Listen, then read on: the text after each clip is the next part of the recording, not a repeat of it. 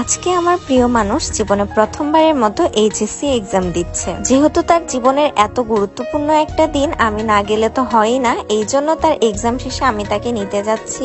যদিও বা আমার ইচ্ছা ছিল সকালবেলা তাকে রাখতেও যাব, তবে আমি ঘুম থেকে উঠতে পারিনি জন্য সকালে যেতে পারিনি। কিন্তু সকালে যেতে পারিনি তাতে কি হয়েছে, এখন এক্সাম শেষে তাকে নিতে যাচ্ছি। আর আমার প্রিয় মানুষটা কে সেটা আপনারা পুরো ভিডিওটা দেখলেই বুঝতে পারবেন। যদিও এইচএসসি এক্সাম শেষ হবে একটাই, কিন্তু আমি 12:30টার মধ্যে বাসা থেকে বের হয়ে গেছিলাম, কারণ তার এত ইম্পর্টেন্ট একটা দিনে সে কিভাবে এক্সাম দিচ্ছে, কেমন তার এক্সাম হচ্ছে, এই সবকিছু নিয়ে আমি অনেক বেশি চিন্তায় ছিলাম। আর দেখতে দেখতে এক্সাম শেষও হয়ে গেল।